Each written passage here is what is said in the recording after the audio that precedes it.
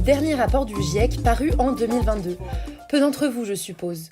Pourtant, il est essentiel, puisqu'il alerte sur l'urgence, et je pèse bien mes mots, de modifier radicalement nos sociétés. On produit trop, on consomme trop, et la planète en souffre terriblement. On détruit notre planète, mais spoiler alerte, on se détruit avec. Alors l'urgence, elle n'est pas seulement pour la planète, mais pour nous aussi. On est tous concernés. Bonjour à tous, on se retrouve aujourd'hui dans un nouvel épisode d'Un jour où tout changera, un podcast qui vous propose de penser l'avenir sous un angle écologique. C'est sur cet enjeu on ne peut plus actuel que nous invite à réfléchir la Fondation EDF dans le 7e arrondissement de Paris. Dans sa nouvelle exposition « Demain est annulé, de l'art et des regards sur la sobriété », elle nous présente des œuvres insolites qui font penser notre monde actuel et invitent à envisager celui de demain. Donc, les travaux de 23 artistes français et internationaux vous sensibiliseront sur les dégâts du réchauffement climatique actuel.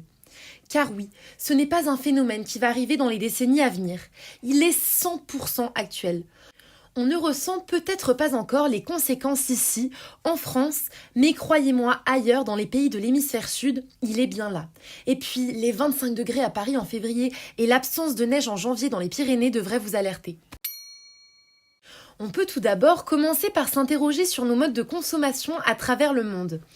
Différentes familles et leurs médicaments, voilà l'œuvre que nous propose l'artiste Gabriele Galimberti. Alors que 25% de la population dans le monde n'a pas accès aux médicaments de base, nous autres les occidentaux les surconsommons largement. Ensuite, à l'entrée de l'ancienne usine, l'œuvre sans titre de Rero représente les bandes colorées des écarts de température entre aujourd'hui et hier. Des couleurs frappantes sur lesquelles on peut lire des phrases également frappantes qui témoignent de nos contradictions. Malgré une volonté croissante de transformer notre modèle, l'inaction reste bien trop importante. Résiste à ta propre résistance. Percutant et efficace, on a de quoi méditer. Les grands chefs des grandes entreprises, quant à eux, font l'autruche. Rien n'y fait, le profit reste la priorité, quitte à sacrifier notre planète. Dans Zen Garden, Bianca Aguimont dénonce ce mépris de la question climatique chez les industriels. Vous retrouverez dans la salle principale de l'exposition ces grands chefs enfouis la tête dans le sable, ne voulant accepter la réalité tragique. Vous savez maintenant, notre responsabilité dans le réchauffement climatique est indéniable. On a rompu tous les liens avec notre terre-mère pour en exploiter les ressources jusqu'à l'épuisement, pour s'enrichir toujours plus et simplifier nos quotidiens.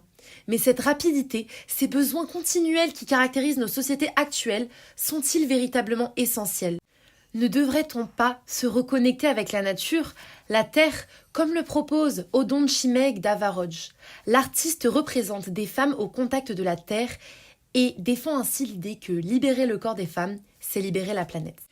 Vous l'aurez donc compris, il est grand temps de repenser nos pratiques. La sobriété est le maître mot de l'exposition et la solution pour un avenir plus durable. Alors, courez vous rendre à la Fondation EDF et faites le choix de ralentir, de consommer moins et mieux et de renouer avec notre terre. Merci beaucoup pour votre écoute et on se retrouve demain pour un nouvel épisode de Un jour où tout changera.